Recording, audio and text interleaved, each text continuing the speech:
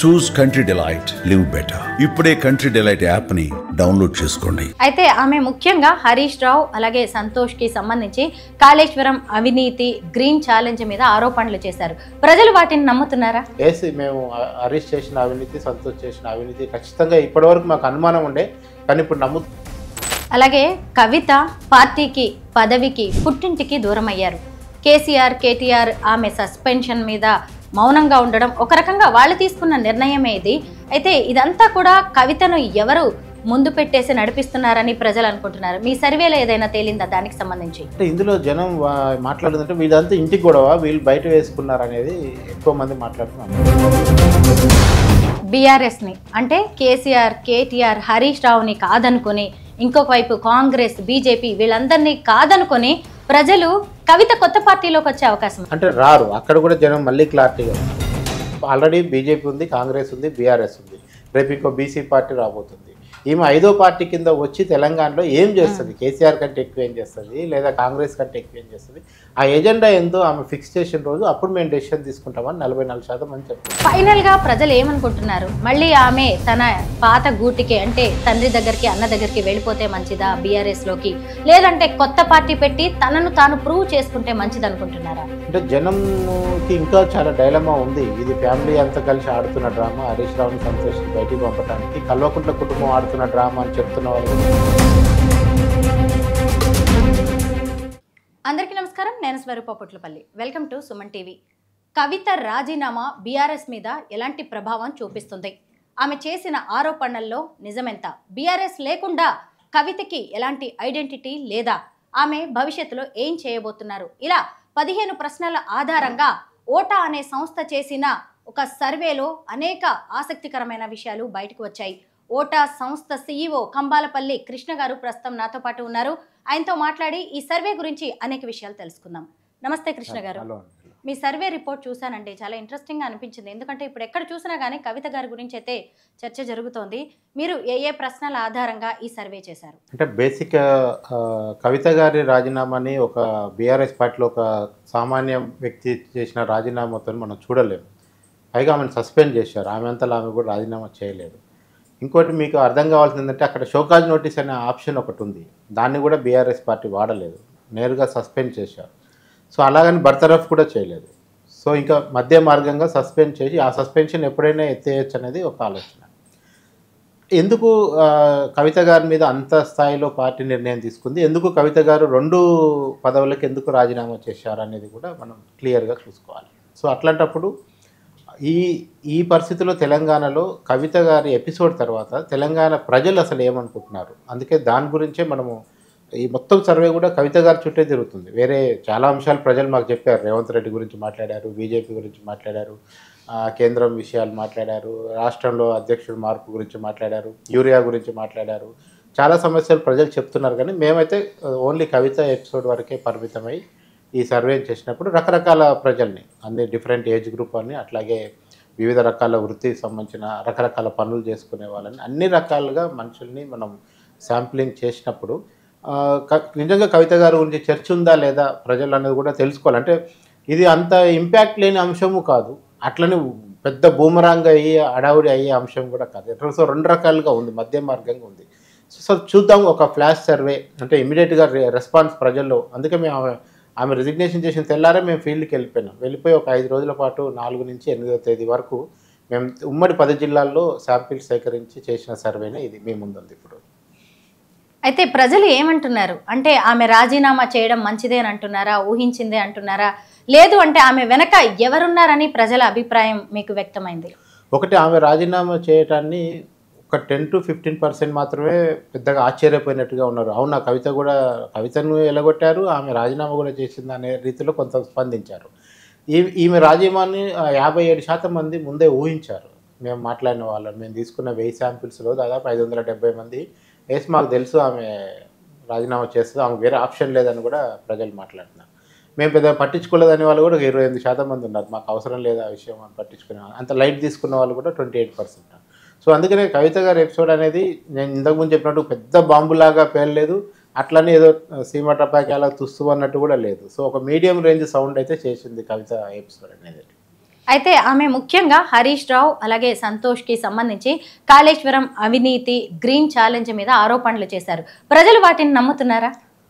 మనం మాట్లాడిన వ్యక్తుల వరకు అయితే మనం అందులో రైతులతో మాట్లాడాం, ఉద్యోగులతో మాట్లాడాం, ఇంట్లో ఉండే ఇంటి పనులు చేసుకునే మహిళలతో కూడా క్లియర్గా మాట్లాడినప్పుడు అంతకుముందు హరీష్ మీద సంతోష్ మీద ఉన్న ఆరోపణలని మీడియాలో చదివిన జనము కవిత గారు వచ్చి ప్రెస్ మీట్ చెప్పిన తర్వాత వాళ్ళు కన్ఫర్మ్ చేసుకుంటున్నారు. ఓకే, ఖచ్చితంగా వీళ్ళిద్దరు అవినీతి పరులు అయి ఉంటారు, లేకపోతే ఆమె కుటుంబ సభ్యురాలు వచ్చి బయటకు వచ్చి ఎలా చెప్తుంది? బయట వేరే పార్టీ వాడు విమర్శించడం అనేది చాలా కామన్, కానీ సొంత ఇంటి మనిషి వచ్చి మా బావ అవినీతి పడు, మా అన్న అవినీతి పడు అంటుందంటే ఖచ్చితంగా ఇందులో ఏదో ఒకటి జరిగే ఉంటుంది. అందుకని జనం అప్పటి వరకు డైలమాలో ఉన్న జనం కూడా ఒక 44% వేసి మేము హరీష్ చేసిన అవినీతి, సంతోష్ చేసిన అవినీతి ఖచ్చితంగా ఇప్పటివరకు మాకు అనుమానం ఉండే, కానీ ఇప్పుడు నమ్ముతున్నాం అనేవాళ్ళు 44% మంది మనకు కనిపించారు. అట్లా అలాగే కవిత పార్టీకి పదవికి పుట్టింటికి దూరం అయ్యారు. కేసీఆర్ కేటీఆర్ ఆమె సస్పెన్షన్ మీద మౌనంగా ఉండడం ఒక రకంగా వాళ్ళు తీసుకున్న నిర్ణయమే ఇది. అయితే ఇదంతా కూడా కవితను ఎవరు ముందు పెట్టేసి నడిపిస్తున్నారని ప్రజలు అనుకుంటున్నారు. మీ సర్వేలో ఏదైనా తేలిందా దానికి సంబంధించి? అంటే ఇందులో జనం మాట్లాడుతుంటే వీళ్ళంతా ఇంటికి గొడవ, వీళ్ళు బయట వేసుకున్నారు అనేది ఎక్కువ మంది మాట్లాడుతున్న అంశం. ఇది ఇంట్లో కూర్చొని పరిష్కరించుకోవాల్సిన సమస్యనే, కానీ వీళ్ళు కవిత దాన్ని బదారణ పడేసే విషయాన్ని అనేది కనబడుతున్నారు. అయితే కవిత వైపు నుంచి ఉండే మనుషుల వర్షన్ మనకు కూడా క్లియర్గా ఏం చెప్తున్నారంటే, నేను పార్టీ ఆఫీస్లో కూర్చొని నాకు అన్యాయం జరుగుతుందని ఒక ఆడబిడ్డగా నేను ప్రెస్ మీట్ పెడితే నా కుటుంబం మాట్లాడదు, నా పార్టీ మాట్లాడదు, నేను ఎవరికి చెప్పుకోవాలని కవిత గారు కూడా బాధపడుతున్నారు.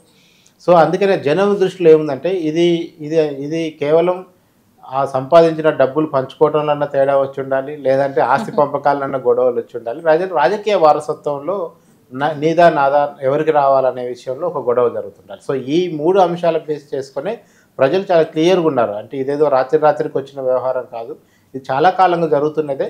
ఈ మొత్తం ఎపిసోడ్లో ఆమె సస్పెండ్ చేసిన తర్వాత ఇది మాత్రం బయటకు వచ్చిందనేది వాళ్ళు చాలా క్లియర్గా చెప్తున్నారు జనం. అయితే ఆవిడ నెక్స్ట్ ఏం చేయబోతున్నారని ప్రజలు అనుకుంటున్నారు? మీ సర్వేకి సంబంధించి ఏదో ఒకటి వాళ్ళు చెప్పి ఉంటారు కదా. ఖచ్చితంగా మనం ఇచ్చిన ఆప్షన్స్లో కూడా ఆమె పార్టీ పెడతారా, లేదా బీజేపీలో చేరుతారా, కాంగ్రెస్లో చేరుతారా, లేదంటే ఇండిపెండెంట్గా ఉండి ఒక పొలిటికల్ ఫోర్స్ లాగా ఉంటారా అనేది కూడా మనం అడిగినప్పుడు 71% ఆమె కొత్త రాజకీయ పార్టీ పెడతారు అనేది జనం ఎక్స్పెక్టేషన్ ఉంది. 71% అంటే నార్మల్ డిజిట్ కాదు, ఎందుకంటే అబోవ్ 50 అంటేనే మీకు జనం ఆమెని అంతగానో ఊహిస్తున్నారు, ఆమె దగ్గర నుంచి ఎక్స్పెక్ట్ చేస్తున్నారు. సరే, అంటే ఆమె న్యాచురల్ స్టైల్ రీత్యా కూడా ఆమె ఖాళీగా ఉండే మనిషి కాదు, ఖచ్చితంగా రాజకీయాల్లోకి ఉంటుంది, యాక్టివ్గా ఉంటుంది అనే విషయాన్ని కూడా వాళ్ళు క్లియర్గా చెప్తున్నారు. సో కాంగ్రెస్లో చేరుతామనే వాళ్ళు ఒక 8%, బీజేపీలో చేరుతామనే వాళ్ళు ఒక 2% కనిపించారు. మిగతానే నెగ్లిజిబుల్, ఇక ఆమె ఖాళీగా ఉండొచ్చు, స్వతంత్రంగా ఉండొచ్చు అని ఒక 16% అని చెప్పారు. అంటే ఇండిపెండెంట్గా ఉండి ఒక ఫోర్స్ లాగా ఇష్యూస్ మీద పనిచేస్తుంది అనుకునే వాళ్ళు ఒక 16% మంది కనపడుతున్నారు. సో ఏ రకంగా చూసినా కవిత గారు కొత్త పార్టీ పెట్టడం ప్రజల దృష్టిలో ఖాయంగానే ఉంది. ఇక్కడ జరుగుతున్న పరిణామాలు కూడా అదే రకంగా కనపడుతున్నాయి మనకి. బీఆర్ఎస్ని అంటే కేసీఆర్ కేటీఆర్ హరీష్ రావుని కాదనుకొని, ఇంకొక వైపు కాంగ్రెస్ బీజేపీ వీళ్ళందరినీ కాదనుకొని ప్రజలు కవిత కొత్త పార్టీలోకి వచ్చే అవకాశం ఉందా? అంటే రారు, అక్కడ కూడా జనం మళ్ళీ క్లారిటీగా ఉన్నారు. ఏంటంటే ఆమె కేసీఆర్ కూతురు వచ్చి పార్టీ పెట్టగానే పొలవమని వచ్చి జాయిన్ అయిపోతామని పెద్ద అట్లా కూడా జనంలో ఆశలు లేవు. వాళ్ళు ఏమంటున్నారంటే ఒక 15% ఆమె వల్ల లబ్ధి పొందిన వాళ్ళు ఉంటారు, ఆమె ఏదో మేలు చేసి ఉంటుంది, వాళ్ళ పిల్లలకు ఉద్యోగాలు ఇప్పించడము, ఫీజులు కట్టేటప్పుడు సాయం చేయటము, ఇట్లా రకరకాలుగా ఆమె ద్వారా లబ్ధి. అప్పుడు ఆమె నియోజకవర్గ ప్రజలైతే ఆమె ఎంపీగా పనిచేసింది కదా, అప్పుడు ఏవో కొన్ని పనులు చేసి ఉంటుంది కదా, ఇప్పుడు ఎమ్మెల్సీగా ఉంది, ఇప్పుడు కూడా ఎన్నో కొన్ని పనులు చేస్తుండొచ్చు. వాళ్ళందరూ ఒక 15% మాత్రం మేము మద్దతు ఇస్తామంటున్నారు. కానీ 44% ప్రజలు ఏమంటారు, అసలు ఆమె ఏ ఉద్దేశంతో పార్టీ పెడితే మనకు తెలియాలి కదా అని అడుగుతున్నారు. ఎజెండా ఏముంటుంది ఆమె చెప్పే దాంట్లో? ఆమె ఇప్పుడు ఆల్రెడీ బీజేపీ ఉంది, కాంగ్రెస్ ఉంది, బీఆర్ఎస్ ఉంది, రేపు ఇంకో బీసీ పార్టీ రాబోతుంది. ఈమె 5వ పార్టీ కింద వచ్చి తెలంగాణలో ఏం చేస్తుంది? కేసీఆర్ కంటే ఎక్కువ ఏం చేస్తుంది, లేదా కాంగ్రెస్ కంటే ఎక్కువ ఏం చేస్తుంది? ఆ ఎజెండా ఏందో ఆమె ఫిక్స్ చేసిన రోజు అప్పుడు మేము డెసిషన్ తీసుకుంటామని 44% మంది చెప్తున్నారు. కవితకి బ్యాడ్ నేమ్ తెచ్చిపెట్టిందంటే లిక్కర్ స్కామ్, ఆమెని లిక్కర్ రాణి అంటూ ఇప్పటికి కూడా ట్రోల్ చేస్తున్నారు. ఈ విషయంలో మీ సర్వేలో ఎలాంటి విషయాలు బయటకు వచ్చాయి? ఆమె లిక్కర్ స్కామ్లో ఆమె అమాయకురాలని కేవలం 8% మంది అనుకుంటున్నారు. అంటే చాలా అది నెగ్లిజిబుల్ డిజిట్. 8 అనేది 8 బిలో 10 అనేది అసలు పెద్ద లెక్కలోకి రాని, అంటే నమ్ముతున్నట్టే స్కామ్ చేసిన మీకు ఆమె ఖచ్చితంగా ఆమె ఇన్వాల్వ్మెంట్ ఎంతో కొంత ఉంటుంది అనే వాళ్ళు 43% మంది కనపడుతున్నారు. 43% మంది ఆమె ఇన్వాల్వ్మెంట్ ఖచ్చితంగా లిక్కర్ స్కామ్లో ఉండే అవకాశం ఉందనేది చెప్తున్నారు. ఖచ్చితంగా లేదని చెప్పేవాళ్ళు కూడా చాలా తక్కువనే ఉన్నారు, బిలో 20% ఉన్నారు, ఆమెకు సంబంధం లేదని చెప్పేవాళ్ళు. సో అట్లా మనం ఏ రకంగా చూసుకున్నా కూడా లిక్కర్ స్కామ్ అనేది ఆమెకి మనకు తెలుగు రాజకీయాల్లో 3 రకాల మచ్చలు ఇప్పుడు చూస్తున్నాం. ఒకటి చంద్రబాబు వెన్నుపోటు పొడిచాడని చెప్తారు, మొన్న రేవంత్ రెడ్డి నోటు కోర్టు కేసులో దొరికాడు, ఇప్పుడు కవిత లిక్కర్ స్కామ్లో జైలుకి వెళ్ళొచ్చింది. సో ఇవి ఎప్పటికి కూడా ఈ లిక్కర్ స్కామ్ అనేది మాసిపోవాలంటే ఆమె టోటల్గా బయటపడాలి, అంటే క్లీన్ చిట్ రావాలి. ఏదైతే దర్యాప్తు సంస్థలు లిక్కర్ స్కామ్లో రెగ్యులర్ విచారణ చేపడుతున్నాయి, ఇప్పుడు ఆమె ఆల్రెడీ బెయిల్ మీదనే ఉంది కదా, కేసు ఏం కొట్టేయలేదు. సో అందుకనే అందులోంచి క్లీన్ చిట్ వస్తే తప్ప ఆమె ఈ లిక్కర్ దాని నుంచి బయటపడటం అనేది అసాధ్యం. బీఆర్ఎస్ పార్టీలో ఉంటేనే కవితకు ఒక గుర్తింపు, ఆ పార్టీ నుంచి బయటికి వస్తే ఐడెంటిటీ లేదు అని ప్రజలు ఏమైనా అనుకుంటున్నారా? అంటే ఇప్పటి వరకు ఆమె ఎదిగిన చెట్టు నీడనే బీఆర్ఎస్. ఆమెకి జాగృతి అంటూ ఒక ఆర్గనైజేషన్ ఉన్నప్పటికీ కూడా 2 మిక్సప్ అయ్యే ఉన్నాయి. చాలా చోట్ల జాగృతి లీడర్లే బీఆర్ఎస్లో ఉంటారు, బీఆర్ఎస్ఏ జాగృతికి కూడా పనిచేస్తుంది. ఎలక్షన్స్ వచ్చినప్పుడు జాగృతి అంతా బీఆర్ఎస్కి ఓట్లేయమని తిరుగుతుంది ఆటోమేటిక్గా. సో అందుకనే ఇన్ని రోజులు ఆమె కేసీఆర్ అనే నీడలో, బీఆర్ఎస్ అనే నీడలోనే ఆమె సేద తీరారు, అక్కడి నుంచి ఎదిగి వచ్చారు కనుక ఒక బీఆర్ఎస్ని పక్కన పెడితే ఆమె ఇమీడియట్గా పెద్ద నాయకురాలు కావడానికి ఛాన్స్ లేదు. పైగా ఆమెకు ఒక బ్లాక్ స్పాట్ ఉంది, లిక్కర్ స్కామ్. సో ఇప్పటి నుంచి ఆమె స్క్రాచ్ నుంచి మళ్ళీ మొదలు పెట్టాలి. ఆమె ఒక లీడర్గా ప్రూవ్ చేసుకోవాలంటే ఇప్పుడు 0 నుంచి స్టార్ట్ కావాలి. ఆ 0 నుంచి స్టార్ట్ అయ్యే క్రమంలో ఆమె లిక్కర్ నుంచి బయటపడాలి, తన ఎజెండా క్లారిటీగా చెప్పాలి, భవిష్యత్తులో తెలంగాణ కోసం తను ఏం చేయాలనుకుంటుంది, ఏ ఇష్యూస్ మీద పోరాలనుకుంటుంది అనే విషయాన్ని క్లియర్గా చెప్పాలి. అప్పుడు మాత్రమే ఆమె బలమైన నాయకురాలు. ఇప్పటికైతే ఆమె గొడుగు, బీఆర్ఎస్ గొడుగు కిందనే, కేసీఆర్ గొడుగు కిందనే తిరుగుతుంది, అంతవరకు అయితే గ్యారంటీ. కవిత ఎపిసోడ్ అనేది బీఆర్ఎస్ మీద ఎలాంటి ప్రభావం చూపించే అవకాశం ఉంటుంది? అంటే చాలామంది ఏం చెప్తున్నారంటే అంటే అసలు ఎప్పుడు బీఆర్ఎస్ ఆఫీస్లో కనిపించిన వాళ్ళు కూడా వచ్చి ప్రెస్ మీట్ పెట్టి కవితను తిట్టే పరిస్థితి తీసుకొచ్చారు ఇవాళ ఫస్ట్ టైం. అంటే పార్టీ సుప్రీం ఆదేశాలు లేకుండా ఒకరు వచ్చి ఇంకొకరు తిట్టడం అనేది, అది కూడా కవిత తిట్టడం అనేది అసలు కళ్ళలో కూడా ఊహించలేని విషయం అది. సో అందుకనే కవిత గారిని ఎప్పుడైతే పార్టీ నుంచి ఆమె బయటికి పోతుందా, ఆమె ఇప్పుడు మాట్లాడిన దానిలో డ్యామేజ్ జరుగుతుందా, ఇది చాలా క్లియర్. ఇప్పటికే ఆమె కాళేశ్వరంలో అవినీతి గురించి అందరూ మాట్లాడుకుంటుంటే ఆమె ఐఎస్ఐ ముద్ర వేసింది. రెండోది, ఇప్పుడు ఆమె బయటికి పోవడం వల్ల రేపు కింద ఉన్న జిల్లాలో ఉండే క్యాడర్ బీఆర్ఎస్ వాళ్ళు ఎటు వెళ్తారు, ఆల్రెడీ పార్టీతో లింకుల్లో ఉన్న వాళ్ళు ఎటు పోతారు అనేది కూడా ఇంపార్టెంట్. సో ఇప్పటివరకు జరిగింది ఒక రకమైన డ్యామేజ్ అయితే, రేపు ఆమె పార్టీ పెట్టి నెక్స్ట్ చేసే డ్యామేజ్ ఇంకో రకంగా కూడా ఉండే అవకాశం ఉంది మనకైతే. ఫైనల్గా ప్రజలు ఏమనుకుంటున్నారు? మళ్ళీ ఆమె తన పాత గూటికే, అంటే తండ్రి దగ్గరికి, అన్న దగ్గరికి వెళ్ళిపోతే మంచిదా బీఆర్ఎస్లోకి, లేదంటే కొత్త పార్టీ పెట్టి తనను తాను ప్రూవ్ చేసుకుంటే మంచిది అనుకుంటున్నారా? అంటే జనంకి ఇంకా చాలా డైలమా ఉంది. ఇది ఫ్యామిలీ అంతా కలిసి ఆడుతున్న డ్రామా, హరీష్ రావుని, సంతోష్ని బయటికి పంపడానికి కల్వకుంట్ల కుటుంబం ఆడుతున్న డ్రామా అని చెప్తున్న వాళ్ళు కూడా ఉన్నారు. సో రేపు వీళ్ళు సస్పెన్షన్ ఆప్షన్ ఎందుకు పెట్టినారు బర్తరఫ్ చేయకుండా అంటే, రేపు ఎప్పుడైనా సస్పెన్షన్ ఎత్తేసి మళ్ళీ ఇంట్లోకి పిలుచుకుంటారు. కానీ కవిత గారికి మళ్ళీ వెనుక పోయే ఉద్దేశం ఉందా లేదా అనేది చాలా కీలకమైన అంశం. మరి నిజంగానే కేసీఆర్ కవితను బయటికి పంపి వేరే కొత్త శత్రువు ఎవడో తయారు కావడం ఎందుకు, మన ఇంట్లోంచి ఒక శత్రువుని తయారు చేసుకుందాం అని జనరల్గా రాజకీయాలు ఇది జరుగుతుంటుంది. అంటే ఒక ఆడబిడ్డని ఇలా రోడ్డు మీద పెడతారా? అట్లంటే అదే ఆడబిడ్డ తెలంగాణ భవన్లో కూర్చొని నా మీద కుట్రలు చేస్తున్నారు, నన్ను నిజామాబాద్లో ఓడించారు, నన్ను ఈవెన్తో నన్ను లిక్కర్ కేసులో కూడా ఇరికించారు, నాకు సంబంధం లేదు, పార్టీ చేసిన తప్పులకు నన్ను బలి చేశారని కూడా ఆమె మాట్లాడినప్పుడు ఏ వర్కింగ్ ప్రెసిడెంట్ మాట్లాడలే, ఏ అధ్యక్షుడు మాట్లాడలే, ఏ ఎమ్మెల్యే వచ్చి ఎంపీ వచ్చి మాట్లాడలే. సో అందుకనే ఇది కూడా ఎజంప్షనే, మన ఇది దేనికి పక్కా ఆధారాలు లేవు, అందరు జనం మాట్లాడుకుంటున్న విషయాలే మనం కూడా మాట్లాడుతున్నాం.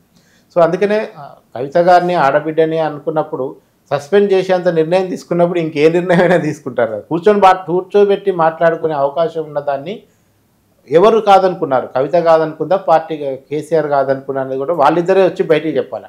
ఇప్పుడు మీ ఇంట్లో సమస్య వచ్చింది, కూర్చొని మాట్లాడుకునే అవకాశం ఎప్పుడు పోతుంది, మొత్తం ఇక ఎక్కడికక్కడ కమ్యూనికేషన్ లేనప్పుడే సాధ్యం కాదు.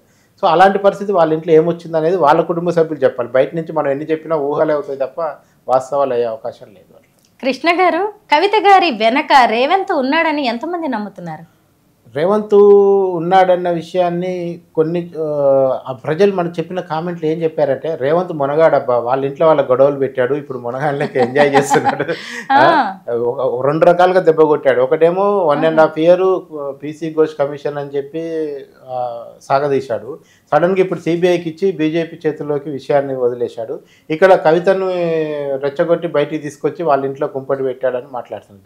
జనం ఏదైనా మాట్లాడతారు కదా, లేదా ఇబ్బంది ఏం లేదు. అంటే కేసీఆర్ వేలుతోనే కేసీఆర్ కన్ను పొడుస్తున్నా పొడుస్తున్నట్టుగా ఇప్పుడు రేవంత్ మీరు నేను హరీష్ అవినీతి పడు అంటే ఎవడు పట్టించుకుంటాడు?